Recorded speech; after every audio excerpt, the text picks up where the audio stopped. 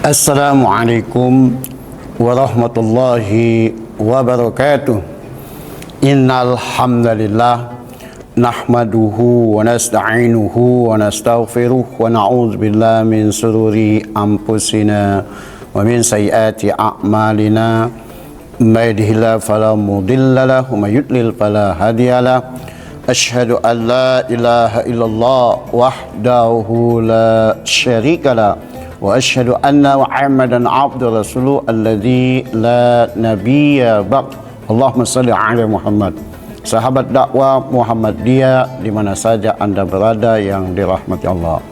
Kita sudah memasuki Ramadan yang ke-24. Artinya kita sudah memasuki babak akhir dari bulan Ramadan. Sekitar satu minggu lagi atau sekitar 6 hari lagi kita akan merayakan Syawal, 1 Syawal 1446. Nah, di dalam Al-Qur'an kalau kita telusuri ada satu kata yang bermakna kebaikan yang selalu disebut dengan hasanah. Tetapi hasanah ini, hasan, baik, ini istilahnya ada 6 di dalam Quran. Ada namanya khair, ada soleh, ada ma'ruf, ada bir, ada hasanah, ada taib. Jadi 6 istilah ini semuanya berarti baik. Tetapi setiap kata itu mengandung konten yang berbeda-beda, yang mengandung nilai yang berbeda. Misalnya khair. Khair itu bermakna, kalau kita telusuri, dia artinya bermanfaat. Artinya baik tetapi mengandung manfaat. Jadi orang yang melakukan khair itu artinya dia telah melakukan kemanfaatan. Maka dalam hadis kalau kita melakukan atau kita berbicara apapun harus mengandung khair, harus bermanfaat. Di dalam satu hadis riwayat Muslim, Rasulullah bersabda, "Man kana yu'minu billahi wal yaumil akhir falyakul khairan aw liyasmut." Barang siapa beriman kepada Allah dan hari kiamat, maka katakanlah yang baik-baik. Jika tidak ada perkataan yang baik, lebih bagus diam. Ini adalah perkataan Rasulullah. Tetapi kalau kita telusuri Al-Quran, kalau kita melakukan atau mengatakan sesuatu atau berbicara sesuatu, harus dia taib. Taib ini mengandung makna berkualitas. Ya, taib. Jika kita telusuri di dalam Al-Quran, maka dapat kita temukan kata taib. Taib itu artinya berkualitas. Bagaimana terdapat di dalam surat Ibrahim, surat yang ke-14 ayat 24 sampai dengan 25. Allah berfirman, "Alam tara kaifa daraballahu kalimatan thayyibatan kasyajaratin thayyibatin asluha wa far'uha fis sama tu'ti ukulaha kullahinin bi'idni rabbiha wa yadribullahu amsala linnas la'allahum yatadhakkarun." Surat Ibrahim, surat yang ke-14 ayat 24 sampai 25. Nah, di dalam Al-Quran ini Allah menyatakan dengan jelas satu perumpamaan kalau kita membicarakan sesuatu atau berkomunikasi sesuatu harus dia berkualitas. Dalam bahasa Quran, kalimatan thayyibatan, kalimat yang thayyib artinya kalimat yang baik, dalam makna lain kalimat yang berkualitas. Kalimatan thayyibatan itu di dalam Quran tersebut dinyatakan itu bagaikan pohon, yang pohon itu mengakar sampai menghujam ke bumi dan cabangnya sampai ke langit.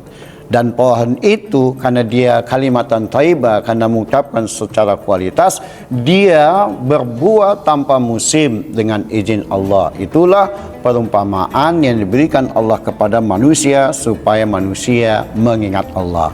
Ini adalah kata thayyib yang bermakna kualitas. Assalamualaikum warahmatullahi wabarakatuh. Faruqi Farm akan menjadi sahabat para pekurban dengan menyediakan sapi dan lembu yang insya Allah sehat, halal dan thayyib.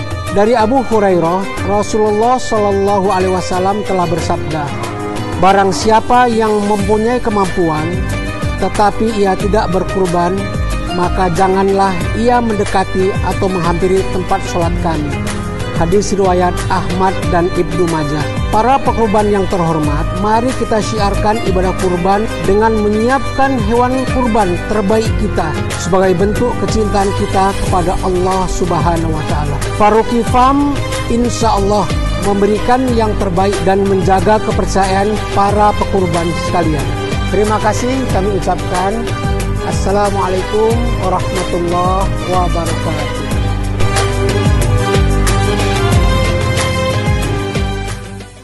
Kembali lagi kepada khair, maka manusia diperintahkan Allah supaya menjadi orang-orang yang betul bermanfaat dalam kehidupannya.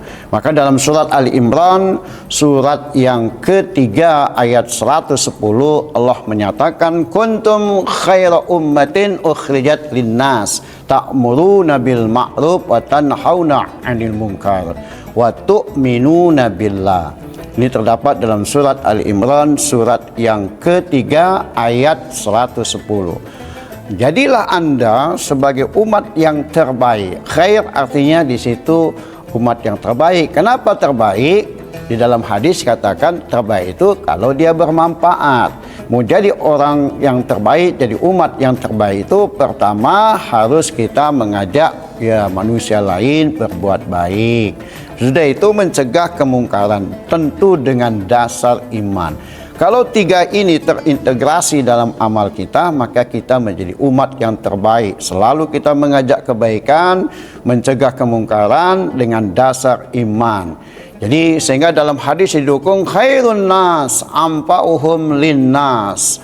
Rawahul Baihaqi. Sebaik-baik manusia itu kalau dia bermanfaat kepada banyak manusia.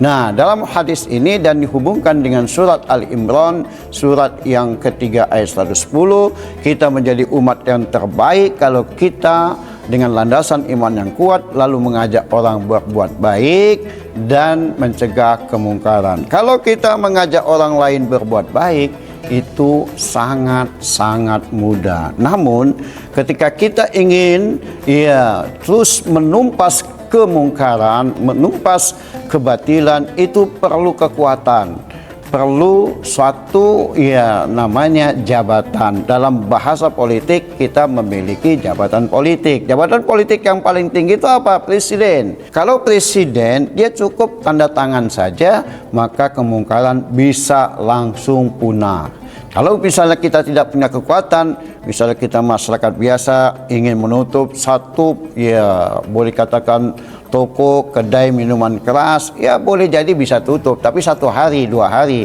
minggu depannya dia buka lagi. Tapi kalau presiden cukup dia tanda tangan, dalam tempo 24 jam tidak boleh ada pabrik minuman keras di wilayah Republik Indonesia bertanda Presiden Republik Indonesia di tekennya. Nah, tidak ada satupun yang bisa membantahnya dan pabrik-pabrik minuman keras pun tidak akan ada. Itulah paling efektif, tepat guna dan tepat sasaran kalau kita memiliki jabatan tertinggi. Makanya Allah mengatakan jadilah Anda umat yang terbaik. Umat yang terbaik itu tentu mengajak orang lain berbuat baik dan mencegah kemungkaran dengan landasannya apa? Iman. Lalu kalau tadi menumpas kemungkaran dengan jabatan, terebutlah jabatan yang tertinggi. Kita setidaknya kekuatan kita sesuai dengan profesi kita masing-masing. Kuat kita di bidang profesi kita. Kalau kita ustadz, tentu keilmuan kita betul-betul mumpuni.